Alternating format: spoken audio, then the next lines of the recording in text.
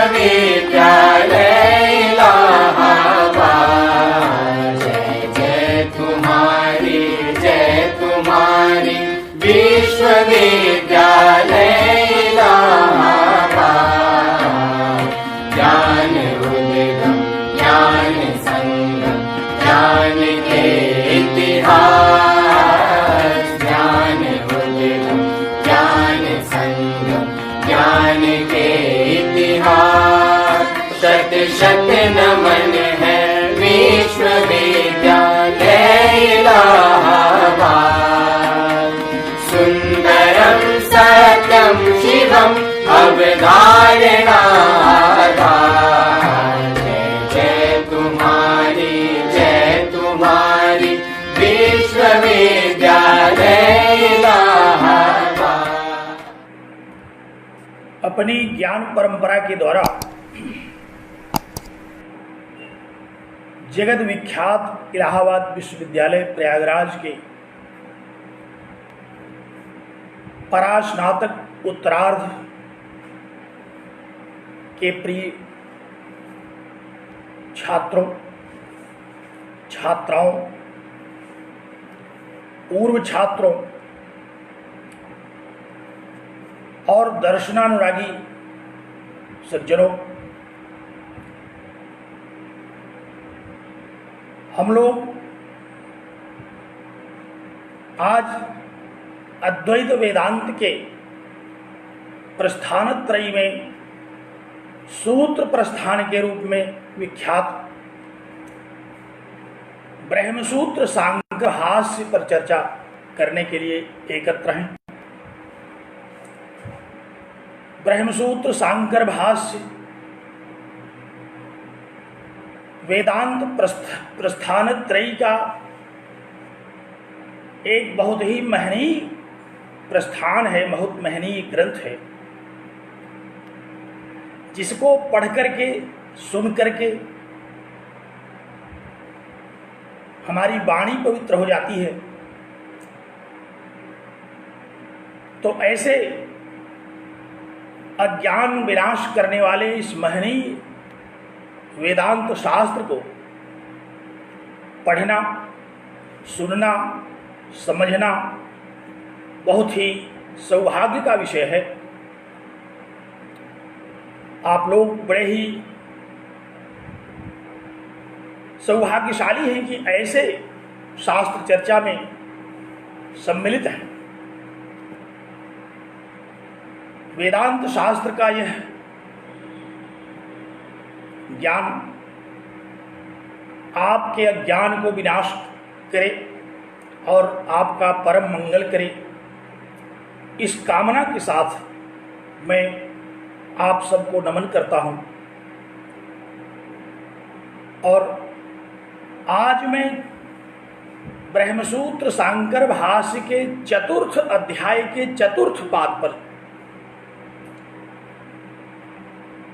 चर्चा करूंगा, क्योंकि इसके पहले ब्रह्मसूत्र सांकर भाष्य के प्रथम अध्याय द्वितीय अध्याय में जो भी हमारा निर्धारित पाठ्यक्रम था उस पर हम लोगों ने पर्याप्त चर्चा की और प्रसंग प्राप्त आज इस चतुर्थ अध्याय के चतुर्थ पाद पर हम लोग चर्चा करेंगे। आप लोग भली भांति अवगत हैं कि ब्रह्मसूत्र सांकर भाष्य का यह ग्रंथ 4 अध्यायों में विभक्त करके पढ़ा जाता है।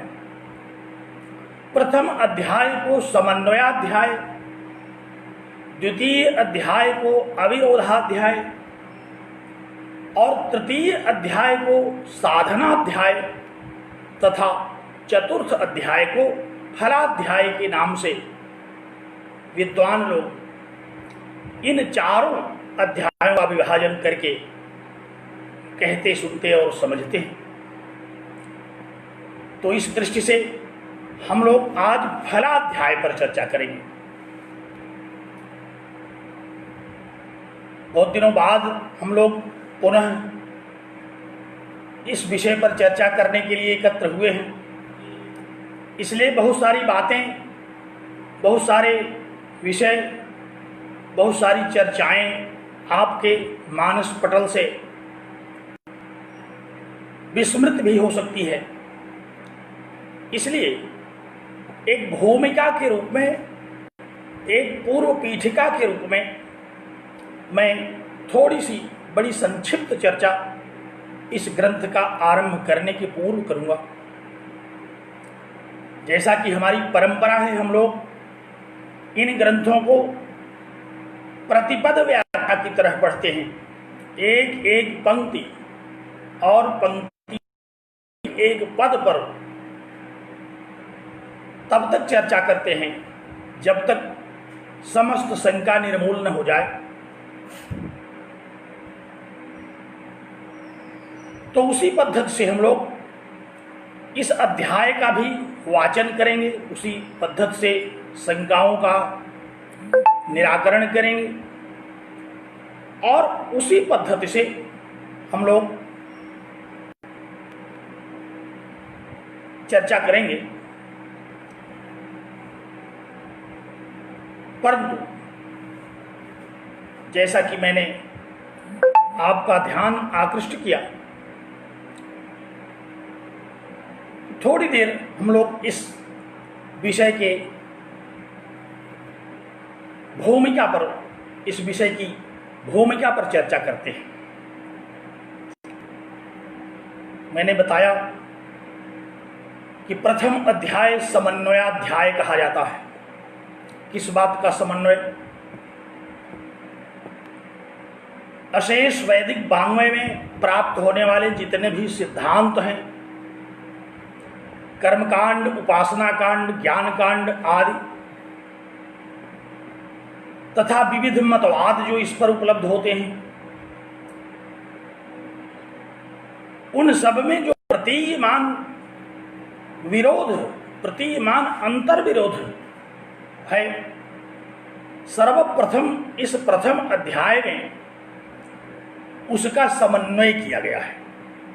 इसीलिए इसका नाम समन्वयाध्याय के रूप में लिया जाता है।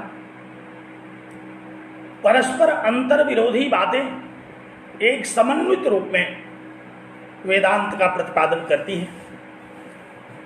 अखिल वेदांत वाङ्मय में एक वाक्यता है। सारा वेदांत एक वाक्य कहता है। भगवान श्री कृष्ण ने भगवद गीता में कहा कि वेदैश्च सर्वैरहमेव वेद्यः, समस्त वेदों द्वारा अहम तत्व ही वेद्य है।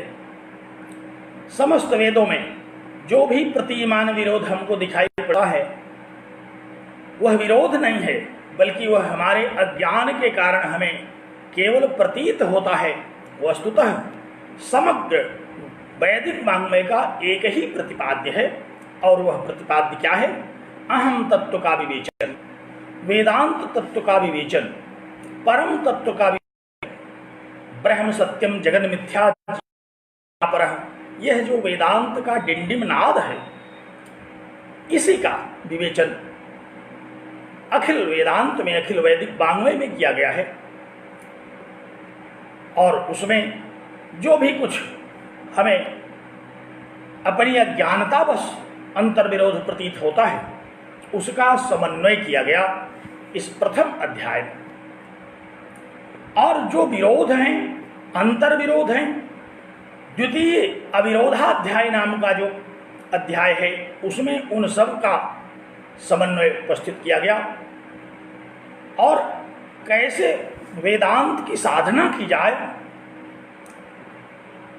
परब्रह्म और कार्य ब्रह्म के विषय में किस प्रकार से चिंतन किया जाए, उपासना और ज्ञान पूर्वक इस महनीय तत्व का चिंतन किस प्रकार किया जाए, श्रवण मनन निध्यासन इत्यादि के द्वारा अहम तत्व का मनन किस प्रकार से किया जाए, इस पर प्रभूत चर्चा, यों कहिए समग्र चर्चा तृतीय अध्याय के साधनाध्याय में हुई।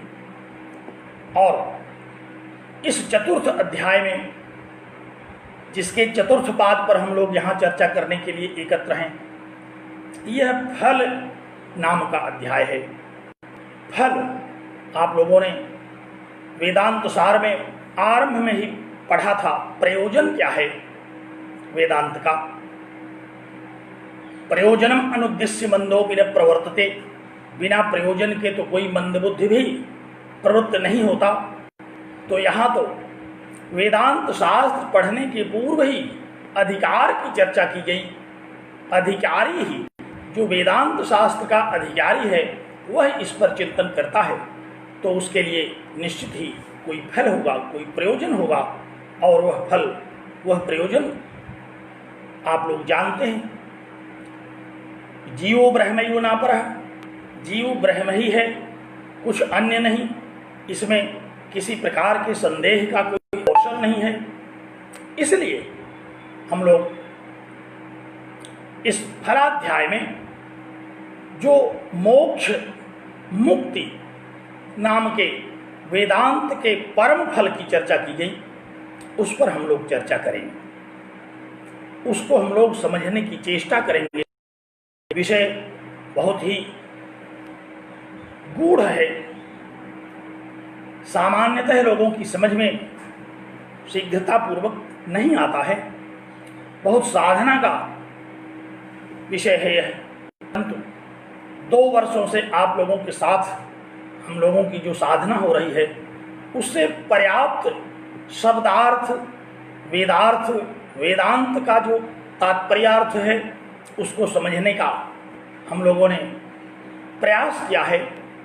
उसके आधार पर हम इस प्रकरण को भी समझेंगे। तो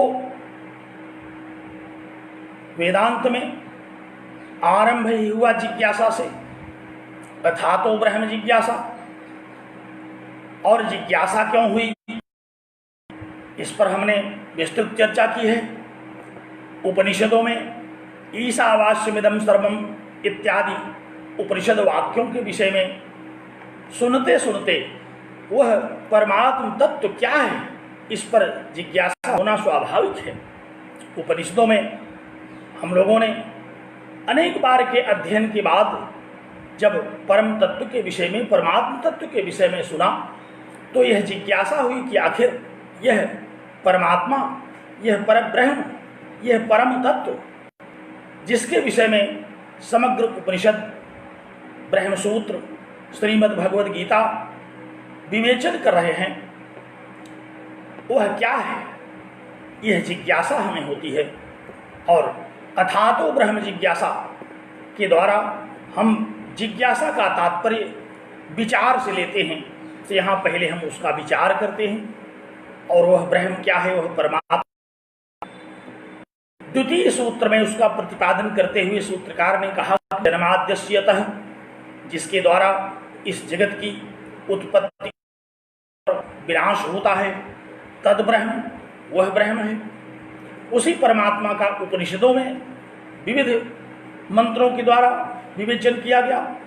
यतो वायुमानि भूतानि जायन्ते येन जातानि जीवन्ति यत्प्रयन्त्यभिशं विशन्ति तद ब्रह्म तद्विजिज्ञासस्व। उसकी जिज्ञासा करो, उसका विचार करो।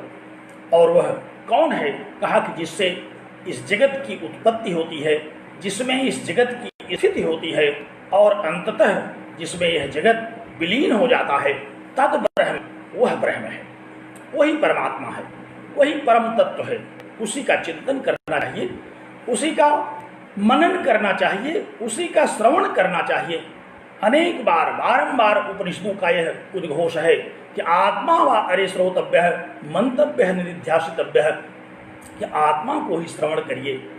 आत्मा ही चारणीय है, आत्मा ही समझने योग्य है, जानने योग्य है, क्योंकि वही परम सत्य है। अन्य जो विषय हैं जिसको आचरण में हम देखते हैं, वे सब मिथ्या तत्व हैं। तो द्वितीय सूत्र के द्वारा परम तत्व के स्वरूप का विवेचन किया गया, जिसमें विद्वानों ने उसके तटस्थ लक्षण और स्वरूप लक्षण की विस्तृत विवेचना की। भगवान शंकराचार्य ने बड़े विस्तार से अपने भाष्य में वहाँ परमात्मा के स्वरूप का विवेचन किया, श्रुतियों से, स्मृतियों से, विविध मंत्रों का, विविध श्लोकों का उद्धरण देते हुए, और तीसरे सूत्र के द्वारा शास्त्रीय नित्वात् जो सूत्र है उससे इस विषय की प्रामाणिकता पर चर्चा हुई कि इस विषय में परमात्मा चिंतन, परमात्मा की जिज्ञासा, जगत की कारणता आदि में हमारे ऋग्वेद आदि शास्त्र प्रमाण हैं। प्रमाण स्वरूप ऋग्वेद आदि के विषय में तीसरे सूत्र में चर्चा की, और चतुर्थ सूत्र तत्व समन्वयात् में बड़े विस्तार से भगवान शंकराचार्य ने कर्मकांड, उपासना कांड और ज्ञान कांड, इन तीनों की विवेचना की। क्रमशः कर्मकांड का, पुनः उपासना कांड का, और अंततः वेदांत वेद्य, वेदांत वर्णित जो ज्ञान कांड है उस पर चर्चा की। यह समन्वय किया कि तत्व अर्थात वह परमात्मा अन्वय से जाना जाता है।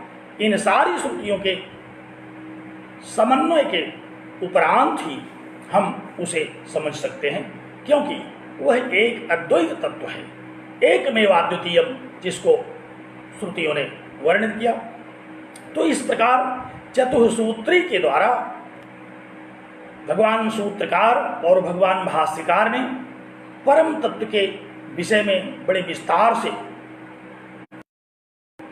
और इसी का अति विस्तृत रूप सूक्ष्म सूक्ष्म तत्वों को पुनः विभाजित करके एक एक शंका को निर्मूल करने के लिए फिर संपूर्ण 555 सूत्रों वाले सूत्र प्रस्थान, जिसको हम कहते हैं, इसे न्याय प्रस्थान भी कहते हैं, बहुत ही न्यायपूर्वक, तर्कपूर्वक, व्यवहार पूर्वक इस पर चर्चा की।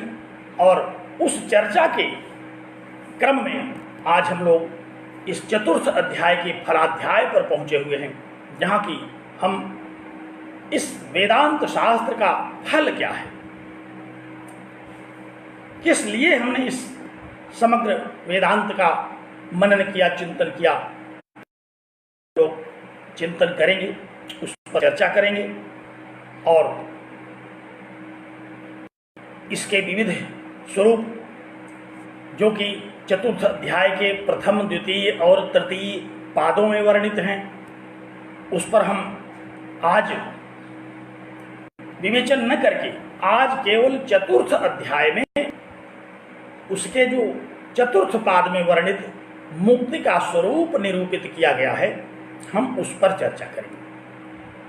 हमें स्मरण है कि कक्षा में इस कोरोना लॉकडाउन के पहले जब हम लोग कक्षा में थे तो वहाँ इस विषय पर चर्चा हो रही थी, लेकिन वेदांत शास्त्र बहुत ही जल्दी मन पटल से हट जाता है। जब तक साधन चतुष्टय की प्राप्ति न हो जाए, जब तक नित्यानित्य विवेक, यहा मूत्रार्थ भोग विराग, समदम उपरत तिक्षा श्रद्धा और समाधान और मुमुक्षा न हो जाए, तब तक हम बार बार इसका श्रवण मनन करते रहते हैं। फिर भी यह मन से हट जाता है, चित्त से उतर जाता है, क्योंकि चित्त में इतने मल जमे हुए हैं।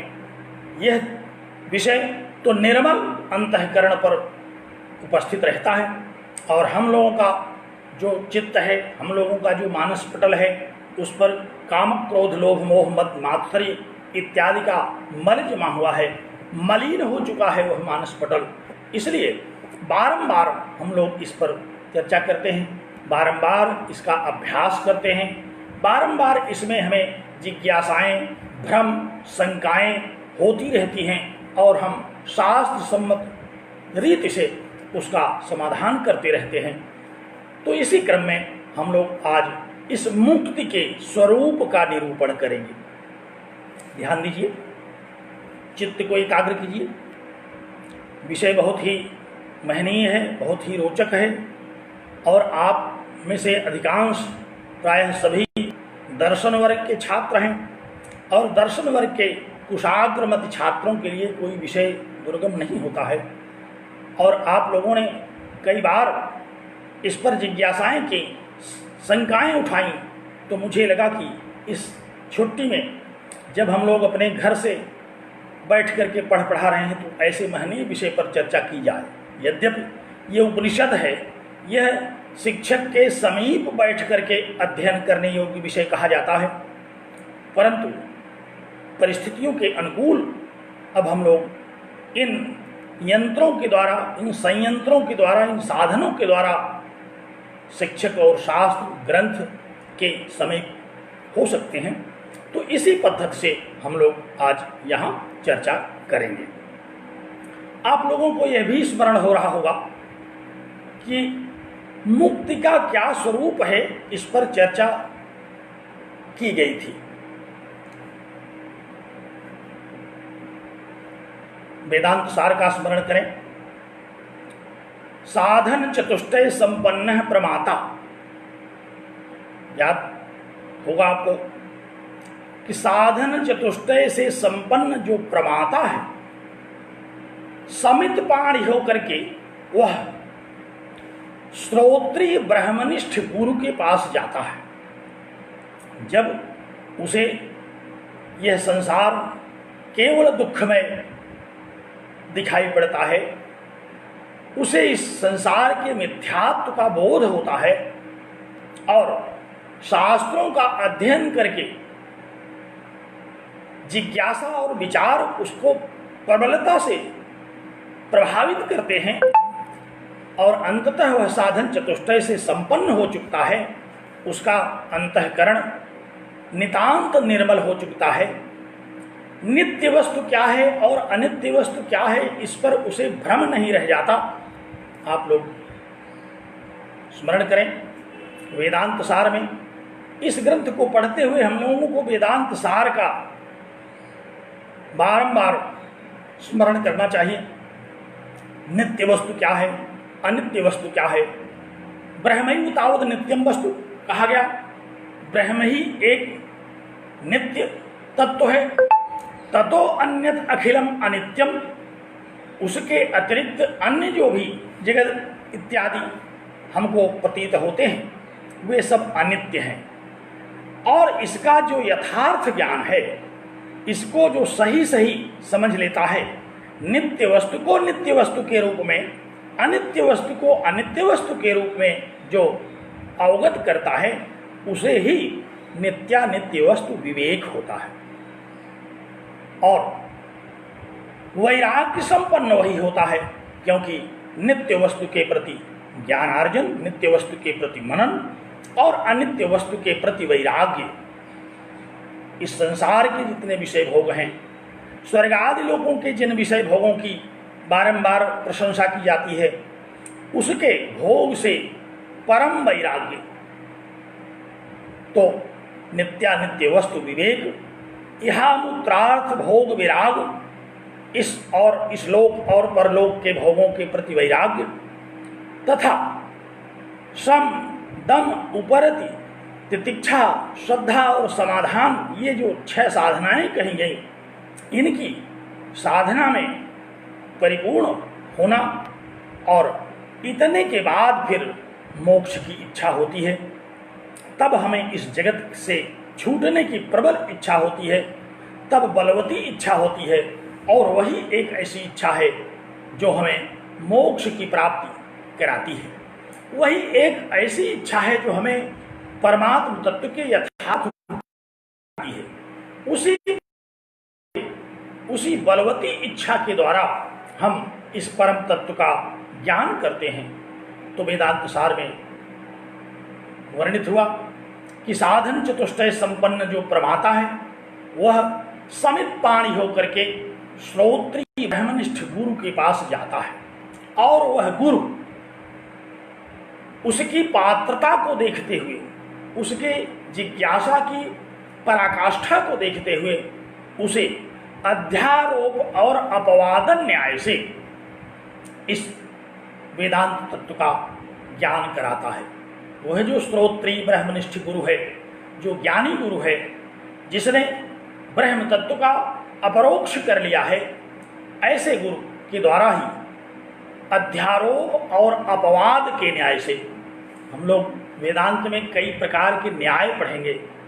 अभी किसी विद्यार्थी ने तत्क्रतुः न्याय की चर्चा की, जो चतुर्थ सूत्र में हम लोग अध्ययन करेंगे, बड़ा ही महत्वपूर्ण न्याय है। उसी तरह से अध्यारोप और अपवाद यहाँ वेदांत में उस न्याय से, अध्यारोप क्या है आप लोग जानते हैं, वस्तुनि अवस्तुआरोप है, अध्यारोप है, जो वस्तु पर अवस्तु का अध्यारोप, वस्तु पर अवस्तु का आवरण, वस्तु परमात्मा, परमात्मा को न समझ करके जगत को समझ लेना, यही अध्यारोप है।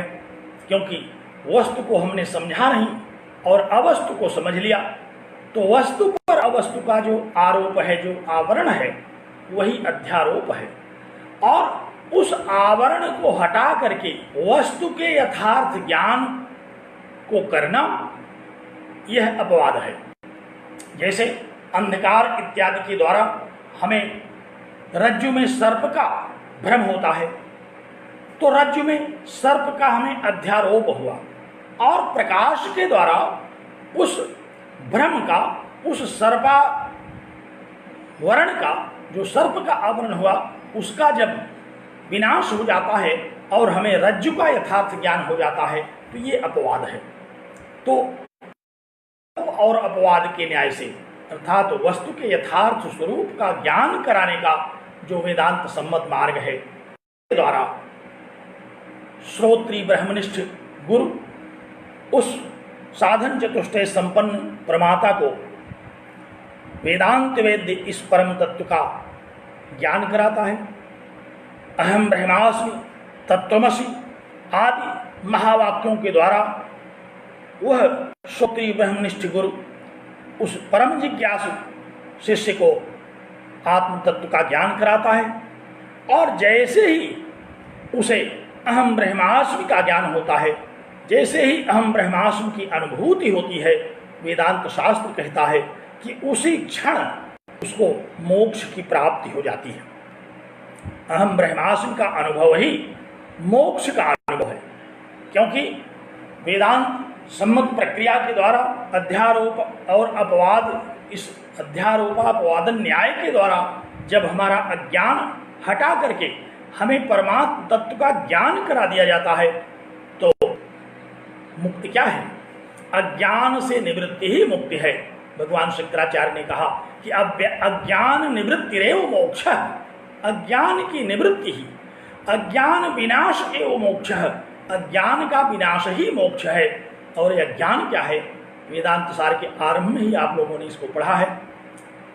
अज्ञानम कुशल सद्भाव निर्वचनीयम, बड़े विस्तार से इस पर हम लोगों ने चर्चा की है। तो ऐसा जो अज्ञान है, उसका विनाश ही, अज्ञान से ही मुक्ति पाना ही मोक्ष है। क्योंकि जैसे ही आवरण हटा, जैसे ही अज्ञान का विनाश हुआ, वैसे ही आत्मस्वरूप होता है। और आत्मस्वरूप का बोध, आत्मज्ञान ही मोक्ष है। इसी को वेदांत में अनेक संज्ञाओं के द्वारा विभूषित किया जाता है।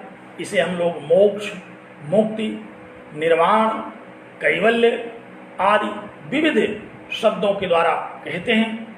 और यह जो अवस्था है, तुरीयावस्था के नाम से भी इसको हम कहते हैं, क्योंकि इसमें हमारे समस्त अज्ञान विनष्ट हो चुके होते हैं और हमें परम तत्व परमात्मा का बोध हो चुका होता है। मुझे भरोसा है कि आप लोग सुन रहे हैं, समझ रहे हैं, समझने की चेष्टा में लगे हुए हैं। कोई कमेंट नहीं आ रहा है किसी का, पता नहीं।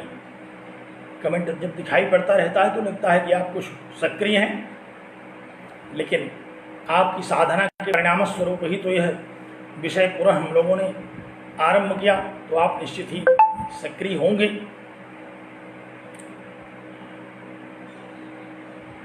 तो जब श्रोत्री ब्रह्मनिष्ठ गुरु के द्वारा अध्यारोपापवादन न्याय से परम जिज्ञासु साधन चतुष्टय संपन्न उस परमात्मा को अद्वैत आत्म तत्व का अखंडार्थ बोध करा दिया जाता है, तो वही मोक्ष की अवस्था है। अब यदि हम लोग कक्षा में होते तो वहाँ आपकी शंकाएं प्रत्यक्ष रूप से हमारे सामने होती और मैं उनका निराकरण करने की चेष्टा करता। तो अर्थबोध संसार में महावाक्यों के द्वारा आत्म तत्व का अखंडार्थ बोध कैसे कराया जाता है, यह सब आप पढ़ चुके हैं। और यही दशा, यही अवस्था मोक्षावस्था कही जाती है। शास्त्रों में आचार्यों ने इसके विषय में कई अनेक प्रकार के शब्दों का प्रयोग किया। जैसे श्रुतियों का वाक्य है कि तस्य तावदेव चिरम यावन्न विमोक्षेत संपत्से, कि इस मोक्ष की प्राप्ति में उतना ही विलंब है जितना विलंब अज्ञान की निवृत्ति होने में है। अज्ञान की निवृत्ति होते ही मोक्ष की प्राप्ति हो जाती है, और जैसे ही अज्ञान निवृत्त हुआ और परम तत्व का ज्ञान हुआ, वैसे ही मुक्ति हो जाती है। और इस अवस्था के लिए वेदांत शास्त्र में एक संज्ञा दी जाती है, इसे कहते हैं सद्यो मुक्ति। सद्य है तत्काल, ज्ञान होते ही, अज्ञान विनाश होते ही जो परम तत्व का बोध हुआ, यही सद्यो मुक्ति है। शास्त्रों में इसका बड़ा विस्तृत विवेचन किया गया। सद्यो मुक्ति होते ही यदि देहपात भी हो गया, शरीरपात भी हो गया, तो इसी को विदेह मुक्ति भी कहते हैं। विमुक्तश्च विमुच्यते, कठोपनिषद में आया कि पहले तो अज्ञान से विमुक्त हुए और फिर इस 5 भौतिक शरीर से मुक्त हो गए। तो के साथ ही साथ विदेह मुक्ति की भी बात कही जाती है। लेकिन शास्त्रों का यह भी मानना है कि यदि प्रारब्ध क्षीण नहीं हुआ, प्रारब्ध कर्म में कुछ भोग बचा हुआ है, तो शरीर धारण किए रहना पड़ता है। और मुक्ति की दशा में शरीर धारण करना, इसी को जीवन मुक्ति कहते हैं। जीवन मुक्त, जो जीवित रहते हुए मुक्त रहता है, जीवन से मुक्त नहीं, जीवतः मुक्त, अर्थात वह जीवित रहते हुए शरीर धारण किए हुए मुक्ति की दशा में रहता है। और जैसे ही प्रारब्ध का क्षय हो जाता है, शरीर का विनाश हो जाता है और उसे विदेह मुक्ति हो जाती है। वेदांत में अनेक उदाहरणों से इस जीवन मुक्ति और सत्यो मुक्ति के विषय में समझाया गया। जैसे कुम्हार की चाक है, एक बार दंड से जब हम उसको घुमा देते हैं तो वह तब तक घूमता रहता है जब तक दंड के द्वारा प्रदत्त शक्ति उसमें उपस्थित होती है। तो उसी तरह से ज्ञान हो जाने के बाद भी अगर प्रारब्ध के द्वारा कुछ भोग शक्ति, तो शरीर चलता रहता है। और जैसे धीरे धीरे करके कुंभकार का चाक स्थिर हो जाता है, उसी तरह से जीवन मुक्ति की दशा में रह करके धीरे धीरे किसी क्षण शरीर पात हो जाता है और विदेह मुक्ति हो जाती है। तो यह मुक्ति की दशा के विषय में अज्ञान निवृत्ति के आधार पर इन शब्दों का प्रयोग शास्त्रों में आया कि यदि मुक्ति होते ही, सद्यो मुक्ति होते ही शरीर से भी मुक्ति हो गई, तब तो उसे हम विदेह मुक्ति भी कह देते हैं। और यदि सद्यो मुक्ति होते ही शरीर से मुक्ति नहीं हुई, हमें जीवन मुक्ति की दशा में रहना पड़ा, प्रारब्धजन्य भोगों का अभी अवशेष है, उसको भोगने के उपरांत ही शरीर से मोक्ष होगा, तो वह दशा जीवन मुक्ति की है। तो मोक्ष का यह स्वरूप, जो सद्यो मुक्ति के रूप में हम कहें अथवा जीवन मुक्ति के रूप में कहें, ये दोनों रूप अज्ञान निवृत्ति के ही रूप हैं। इन दोनों स्वरूपों को हम दो नहीं कहते, बल्कि इसे अज्ञान निवृत्ति के दो रूप कहते हैं। किस क्रम में अज्ञान निवृत्त हुआ। और एक शब्द और आता है वेदांत में, क्रम मुक्ति। तृतीय अध्याय में वेदांत सूत्र के इस पर विस्तृत चर्चा है, हम लोग थोड़ी चर्चा करेंगे। चतुर्थ सूत्र के समय वहाँ कारण ब्रह्म की उपासना करते हुए जब साधक रहता है तो उसे क्रम से हिरण्यगर्भ आदि लोकों में जाना होता है और वहाँ वह उत्तरोत्तर क्रमशः साधना रत रह करके परम तत्व का ज्ञान कर लेता है और क्रम से ज्ञान होता है उसे। भगवद गीता के 9वें अध्याय के 16वें अध्याय में 16वें श्लोक में इस पर संकेत आया, जिस पर हम लोग चौथा सूत्र जब पढ़ेंगे तत्क्रतुर न्याय का तो वहां इस पर चर्चा करेंगे। तो क्रम मुक्ति क्या है? यह भक्तों के लिए है, उपासकों के लिए है, जो प्रतीकोपासना करते हैं।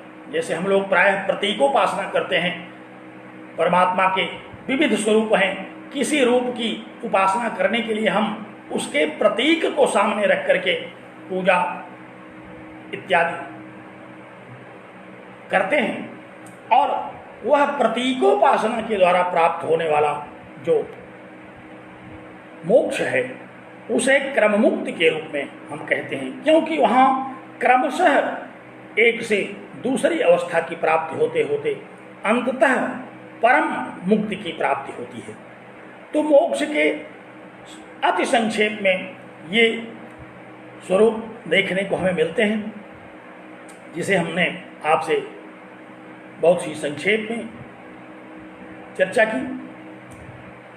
उसी मुक्ति की चर्चा इस चतुर्थ अध्याय के चतुर्थ पाद में सूत्रकार ने आरंभ की। तो आइए अपने ग्रंथ पर दृष्टिपात कीजिए, क्योंकि हम लोगों का यह अध्ययन तो परीक्षा को दृष्टि में रख करके है। परीक्षा में सूत्रों की व्याख्या अथवा भाष्य की व्याख्या पूछी जाती है। उस दृष्टिकोण से हम लोग इसका अध्ययन यहाँ करते हैं। तो चतुर्थ अध्याय के चतुर्थ पाद में प्रथम सूत्र पर आप पहुँचें। प्रथम सूत्र का अवलोकन करें। चतुर्थे अध्याय चतुर्थ पादः, पुस्तक अनावृत करें। पुस्तक में चतुर्थ अध्याय का चतुर्थ पाद खोलें और देखें कि चतुर्थ अध्याय के चतुर्थ पाद का जहाँ आरंभ हो रहा है वहाँ यह लिखा हुआ है, अत्र पादे ब्रह्म प्राप्ति ब्रह्मलोक स्थिति निरूपणम।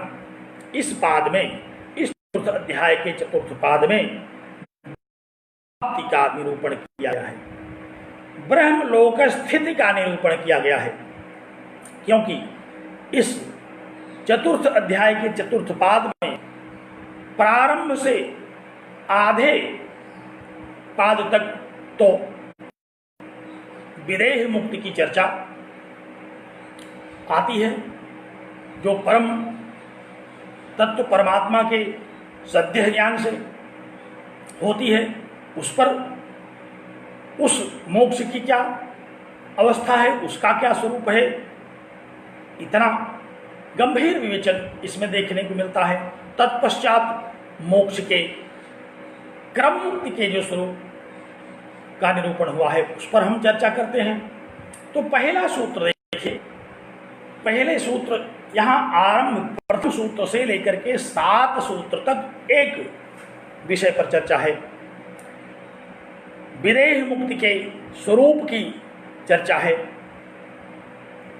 आपको पहले अवगत है कि ब्रह्मसूत्र बहुत ही क्रमबद्ध विवेचन करता है, क्योंकि हम लोग जानते हैं कि चाहे ब्रह्मसूत्र का अध्ययन करें, चाहे भगवद गीता का अध्ययन करें, उपनिषदों में ज्ञान परम तत्व का ही होता है। ये तीनों प्रस्थान माने मार्ग हैं, श्रेष्ठ मार्ग हैं, राजमार्ग हैं ये ब्रह्म प्राप्ति के। तो तीनों शास्त्रों से हमें, तीनों प्रस्थानों से हमें बोध तो अद्वैत तत्व का ही होता है। उपनिषदों में उन्हें बड़ी सरलता से बोध होता है। जो ऋषि महर्षि तत्वज्ञानी हैं, जो मनीषी हैं, किसी भी पंक्ति का तात्पर्य समझने में जिनको पौर्वापर्य का, तात्पर्य का, तारतम्य का भ्रम नहीं होता, वे तो उपनिषदों से उस परम तत्व को समझ जाते हैं। परंतु ब्रह्मसूत्र में एक क्रम बनाया गया, जिस क्रम में इसके अध्यायों का, इसके पादों का निरूपण किया गया, वह एक बहुत ही व्यवस्थित क्रम है, जिसको सिस्टमैटिक नॉलेज कहते हैं। तो बहुत ही सिस्टमैटिक नॉलेज के रूप में इस ब्रह्मसूत्र का प्रस्तुतिकरण किया गया। तो चतुर्थ अध्याय के इस चतुर्थ पाद में आरंभ में हम लोग उस विदेह मुक्ति की चर्चा करेंगे और तत्पश्चात क्रम मुक्ति के विषय में चर्चा करेंगे। तो पहला सूत्र देखिए, इन सूत्रों के द्वारा मुक्ति के विषय में उठने वाले संदेहों का निराकरण किया जाएगा। ध्यान दीजिए, ये सारे सूत्र सूत्रकार ने किस लिए उपस्थित किए? इन सारे सूत्रों के द्वारा मुक्ति के विषय में उठने वाली शंकाओं का निराकरण किया जाएगा। मुक्ति के स्वरूप में होने वाले भ्रम का निराकरण किया जाएगा। क्योंकि हम लोग तो जिज्ञासु हैं, हम लोग अभी जिज्ञासा के साधन चतुष्टय संपन्न तो हैं नहीं। तो जो जिज्ञासुओं के लिए शास्त्र है वह ब्रह्मसूत्र जिज्ञासुओं के लिए रचित है। इसीलिए जिज्ञासा से इसका आरंभ ही हुआ। तो हम लोग जिज्ञासु हैं, हम लोग मोक्ष के विषय में जो जिज्ञासा करते हैं, उन जिज्ञासाओं को ध्यान में रख करके सूत्रकार भगवान व्यास ने यहाँ सूत्रों की रचना की। हम लोग यह भी जानते हैं कि ये सारे सूत्र उपनिषदों से ही मथ करके निकाले गए हैं। उपनिषदों के ही किसी मंत्र के आधार पर इन सूत्रों की रचना की गई है। प्रत्येक सूत्र अनेक उपनिषद वाक्यों की व्याख्या करते हैं। ध्यान रखिए, एक सूत्र के द्वारा अनेक मंत्रों की व्याख्या एक एक सूत्र के द्वारा होती है। यहाँ भी इन सूत्रों के द्वारा उपनिषदों में आए हुए उन मंत्रों की, उन महावाक्यों की, जिस विषय में ये सूत्र हमें संकेत करते हैं, उनकी व्याख्या की जाती है। तो मोक्ष के विषय में उपनिषदों में जो जो वाक्य आए, उन्हीं वाक्यों के आधार पर इन सूत्रों की रचना हुई। और इन सूत्रों के द्वारा जहाँ जहाँ मोक्ष विषयक संदेह उठता है, उसका निराकरण प्रायः आचार्य लोग करते हैं। तो पुनः मैं इस अपेक्षा के साथ आग्रह करता हूँ कि आप लोग चतुर्थ पाद के चतुर्थ प्रथम सूत्र को देखें। मैंने आपको बताया कि यह मुक्ति स्वरूप निरूपण परक प्रकरण है। यहाँ मुक्ति के स्वरूप के विषय में निरूपित किया जाएगा। विदेह मुक्ति अथवा क्रम मुक्ति के विषय में निरूपण होगा। विदेह मुक्ति का ही हमने बताया कि के दो स्वरूप, एक स्वरूप तो विदेह मुक्ति और दूसरा स्वरूप जीवन मुक्ति। अगर हम इसको इस भाग में इस तरह से भेद करके विभक्त कर लें तो समझने के लिए सुविधा होगी। यद्यपि मुक्ति में किसी प्रकार के भेद की कोई गुंजाइश नहीं है, भेद का कोई अवसर नहीं है। ये भेद अज्ञानियों की दृष्टि से किए जाते हैं। जब हम लोग नहीं समझ पाते तो हम विभक्त करके समझते हैं। वेदों को जब नहीं समझा गया तो व्यास ने उसको विभक्त कर दिया कि आप विभक्त करके इसको समझें। विभक्त करके समझाने की प्रक्रिया संस्कृत वाङ्मय की अपनी एक अद्भुत विशेषता है। व्याकरण में हम लोग देखते हैं विभक्ति आती है, वहाँ विभक्ति क्या है, विभक्त करके हम पदों का ज्ञान करते हैं। तो यहाँ भी विभक्त करके हम अपनी सामर्थ्य के अनुसार इन विषयों का विवेचन करते हैं, इन विषयों की चर्चा करते हैं। तो आइए प्रथम सूत्र पर दृष्टिपात कीजिए। संपद्याविर्भाव स्वेन शब्दात्। ध्यान दीजिए, सूत्र का उच्चारण करें। संपद्याविर्भाव स्वेन शब्दात्। क्या तात्पर्य हुआ इसका? संपद्य, संपद्य अर्थात स्वप्रकाश स्वरूप आत्मानं साक्षात अनुभूय। परम प्रकाश स्वरूप जो परमात्मा है उसको साक्षात अनुभव करके, संपद्य माने करके, संपादित करके, समझ करके। क्या समझ करके? परम तत्व के स्वरूप का, जो परम तत्व का स्वरूप वेदांतों में कहा गया, परम ज्योति स्वरूप, सच्चिदानंद स्वरूप परम तत्व का जो उपनिषदों ने वर्णन किया, उसको साक्षात, उसको अपरोक्ष अनुभूय, अनुभव करके। आविर्भाव, मोक्षावस्था का आविर्भाव होता है। कब मोक्षावस्था की प्राप्ति होती है? कहा कि जब उस परम ज्योति स्वरूप परम तत्व परमात्मा का साक्षात अनुभव हो जाता है, तब मोक्ष की अवस्था का आविर्भाव होता है। ध्यान से सुनिए, सूत्र समझते ही आप सूत्र में निहित सभी तथ्यों को समझ जाएंगे। और सूत्र की यही विशेषता है कि वह अपने आप में ही समग्र अर्थ को धारण करता है। आरंभ में सूत्र किसे कहते हैं हमने विस्तार से इस पर चर्चा की थी। तो इस सूत्र में संपद्याविर्भाव, संपद्य आविर्भाव, संपद्य माने परमात्मा के यथार्थ स्वरूप को समझ करके, परमात्मा के यथार्थ स्वरूप, यथार्थ स्वरूप क्या है? वेदांतों में जो उसके सत स्वरूप, चित स्वरूप, आनंद स्वरूप का वर्णन किया गया। आनंदमय अधिकरण में हम लोगों ने परमात्मा के स्वरूप का अध्ययन किया था। जन्माद्यस्यतः सूत्र में भी हम लोगों ने परमात्मा के तटस्थ और स्वरूप लक्षण के द्वारा परमात्मा के विषय में अध्ययन किया था। तो श्रोत्री ब्रह्मनिष्ठ गुरु के पास पहुंच करके साधन चतुष्टय संपन्न जो प्रमाता है, वह जब वेदांत वेद्य परम तत्व को, परमात्म तत्व को साक्षात समझ जाता है, तब आविर्भाव, वह मुक्त के रूप में आविर्भूत होता है, तब वह मुक्त होता है। इसके पहले क्या था? इसके पहले वह बद्ध था। जब तक परम तत्व का साक्षात अनुभव नहीं किया, तब तक वह इस जगत के अनुभव में, इस जगत के अज्ञानात्मक स्वरूप में, इस जगत के सुख दुख और मोह में, सुख दुख और मोह सांख्य में हम लोगों ने विस्तार से इस पर अध्ययन किया था। ऐसे सुख दुख मोह में वह आबद्ध रहता है, अज्ञान में आबद्ध रहता है।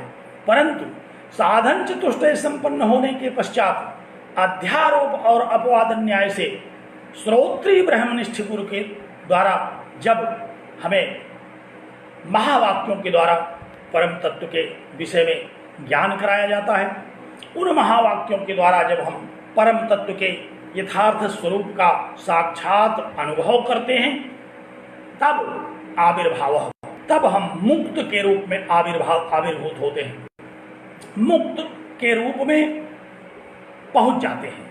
आविर्भूत होने का तात्पर्य ऐसा नहीं कि हमारा कोई दूसरा जन्म हो जाता है, हम मुक्त होते हैं। पहले हम बल के रूप में आविर्भूत हुए, जब से जन्म हुआ हमारा तब से हम आविर्भूत हैं। तो जन्म से जो आविर्भाव हुआ हमारा, वह आविर्भाव तो बद्ध रूप में हुआ। और जब वेदांत वेद्य परम तत्व को समझ गए, श्रोत्री ब्रह्मनिष्ठ गुरु के द्वारा जब हमें समझा दिया गया, उस समय हमें जो परम तत्व का ज्ञान हुआ, उसमें हम मुक्त के रूप में आविर्भूत हुए। हम दो रूपों में आविर्भूत हुए।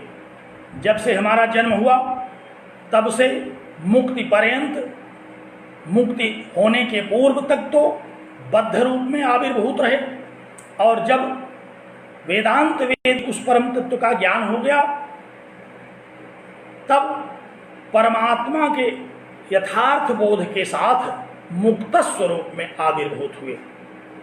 यह मोक्ष का स्वरूप है। इस सूत्र ने क्या कहा?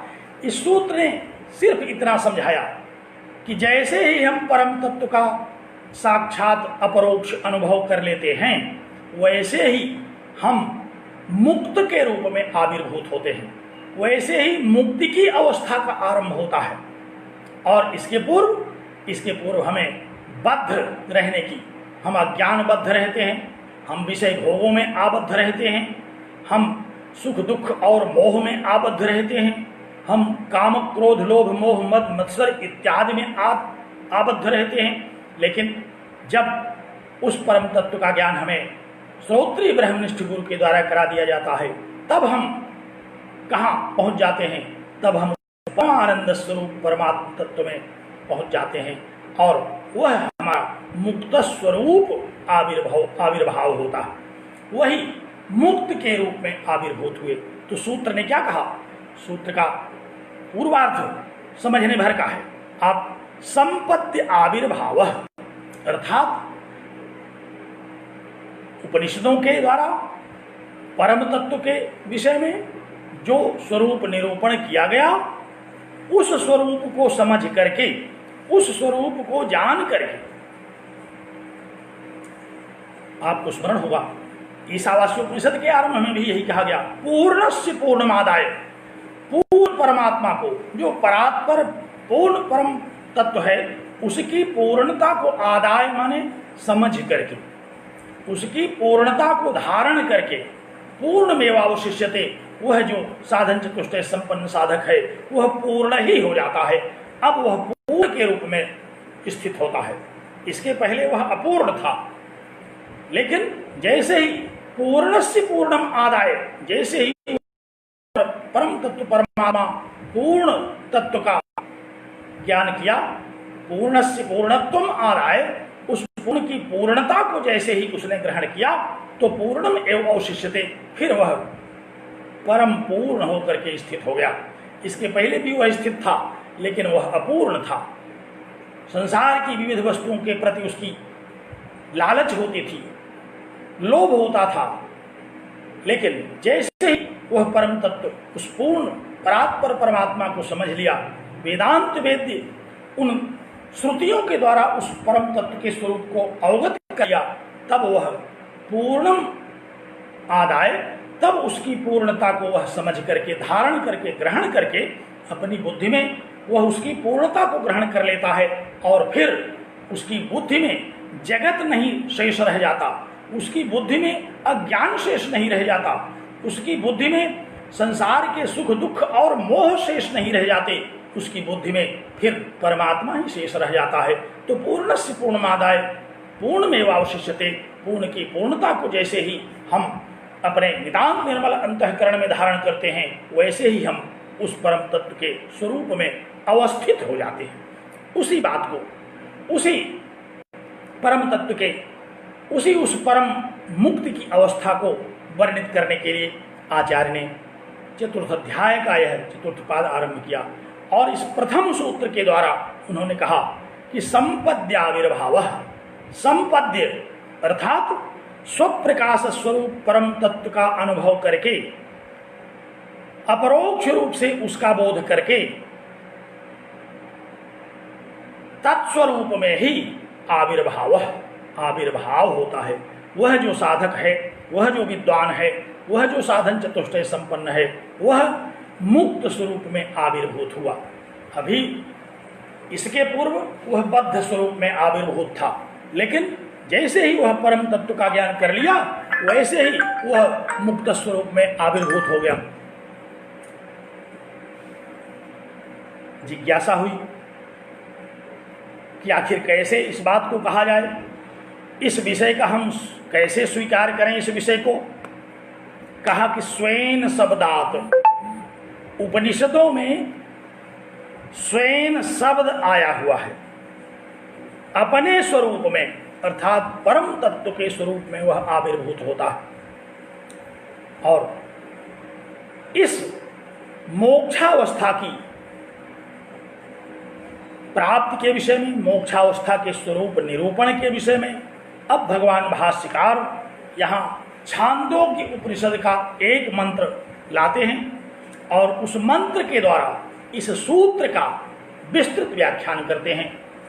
कहा कि श्रुतियों में स्वेन शब्दात आया हुआ है, अर्थात वह साधन चतुष्टय संपन्न स्वयं रूपेण अभिनिष्पद्यते, अपने उस आत्मस्वरूप में अभिनिष्पन्न होता है। तो उसका क्या आत्मस्वरूप था, मोक्ष की प्राप्ति के पहले उसका क्या आत्मस्वरूप था, अज्ञान निवृत्ति के पश्चात उसका क्या आत्मस्वरूप है, इसका निराकरण करने के लिए आचार्य ने यहाँ छांदोग्य उपनिषद का यह मंत्र उद्धृत किया, जिस मंत्र के द्वारा मुक्ति के स्वरूप का निरूपण करते हैं। मंत्र क्या है देखिए, आरंभ में ही भगवान भाष्यकार ने उस मंत्र का उल्लेख किया। कहा कि एवं एवेश एवं एवैष संप्रसादोस्मच्छरीरात् समुत्थाय परम ज्योतिरूप संपद्य स्वयं रूपेण अभिनिष्पद्यते इति श्रूयते। इति श्रूयते ऐसी श्रुति है, ऐसा वेदांत में सुना जाता है, उपनिषदों के द्वारा यह श्रवण किया जाता है। क्या श्रवण किया जाता है कि अस्मात् शरीरात् समुत्थाय, इस शरीर से उठ करके, अर्थात जन्म से लेकर के अज्ञान पर्यंत इस शरीर से उठ नहीं सका, वह इस शरीर में ही बैठा रहा, इसी शरीर के पालन पोषण में, इसी शरीर की इच्छाओं की पूर्ति में, इसी शरीर की देखरेख में, और इसी शरीर को ही सब कुछ मानते हुए वह इसमें अवस्थित रहा। लेकिन संपत्ति जैसे ही वह परम तत्व का ज्ञान कर लिया, वह अस्मात् शरीरात् समुत्थाय, इस शरीर से ऊपर उठ गया, इस शरीर से वह तादात्म्य अब नहीं रह गया, जो तादात्म्य अज्ञान अवस्था में था। ज्ञानावस्था और अज्ञानावस्था में बहुत भेद नहीं है, केवल इतना भेद है कि अज्ञानावस्था में हम शरीर को सर्वस्व मानते हैं, संसार को सर्वस्व मानते हैं, अपनी काम क्रोधादि भावनाओं को सर्वस्व मानते हैं। लेकिन मोक्षावस्था में हम इससे उठ जाते हैं। हम लोग पढ़ते हैं महाराज जनक के विषय में, कहते हैं कि वह राजा रहते हुए भी इस शरीर से उठ गए थे, उन्हें विदेह कहा जाता था। वियतः देह भाव है अस्मात्, जिससे देह भाव ही उठ गया हो, अर्थात देह को ही सर्वस्व समझना तो देह भाव है, और देह को मिथ्या समझना यह विदेह भाव है। तो अस्मात् शरीरात् समुत्थाय, इस शरीर से उठ करके परम ज्योति रूप संपद्य, परम ज्योति स्वरूप उस परमात्मा को प्राप्त करके, उसको समझ करके, उसको अधिगत करके, साधन चतुष्टय संपन्न जो प्रमाता है वह स्वयं रूपेण अभिनिष्पद्यते, अपने आत्मस्वरूप में अभिनिष्पन्न होता है, अर्थात अपने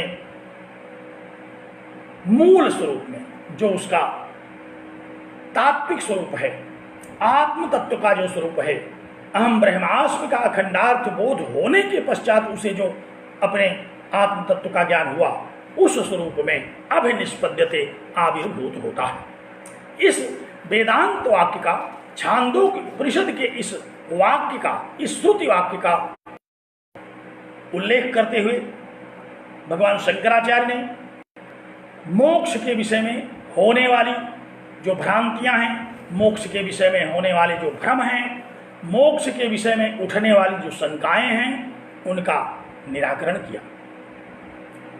मैं समझता हूं कि आप लोग सुन रहे होंगे, और सुन रहे होंगे तो समझ भी रहे होंगे, और समझ रहे होंगे तो जितना मैं समझ रहा हूँ उतना ही आप भी समझ रहे होंगे, क्योंकि न हम साधन चतुष्टय संपन्न हैं, न आप साधन चतुष्टय संपन्न हैं। हम लोग भाष्यार्थ कर रहे हैं, सूत्रार्थ कर रहे हैं और अपने अंतःकरण को निर्मल करने की दिशा में अग्रसर हो रहे हैं। तो हम लोगों को शंकाएं उठती हैं, एक एक विषय में अनेक अनेक शंकाएं उठती हैं, उसका निरूपण करने के लिए भगवान भाष्यकार ने छांदोग्य उपनिषद का यह मंत्र उद्धृत किया और अब इसी मंत्र के द्वारा मुक्ति के स्वरूप के निरूपण में उठने वाली जो शंकाएं हैं निराकरण करेंगे। आज मैं अब यही अपने वक्तव्य को विराम देता हूं। अगले वक्तव्य में छांदोग्य उपनिषद में वर्णित मुक्ति स्वरूप निरूपण में जो भी कुछ भगवान भाष्यकार ने समझाया उस पर हम चर्चा करने की चेष्टा करेंगे। आप आज प्रथम दिन इस पद्धति से वेदांत पढ़ रहे हैं, हो सकता है कि मन कम लग रहा हो, साधना कीजिए। अगले व्याख्यान में जो कल हम लोग करेंगे उसमें चित्त को एकाग्र करके और आज के द्वारा इस दिए गए वक्तव्य का स्वाध्याय पौनः पुण्येन श्रवण करके अपने मन मस्तिष्क को तैयार करें, जिससे कि अगले व्याख्यान में इस मंत्र के निरूपण में भगवान भाष्यकार ने जो जो शंकाएं उठाई और उनका जिस जिस स्वरूप में निर्मूल किया उसको आप समझ सकें। इन्हीं शब्दों के साथ मैं आज के इस वक्तव्य पर अब विराम देता हूँ। आप लोगों को बहुत धन्यवाद, बहुत साधुवाद कि आप लोग बड़े धैर्य से इस शास्त्र को श्रवण करने के लिए तत्पर हैं। आपका परम कल्याण हो। धन्यवाद।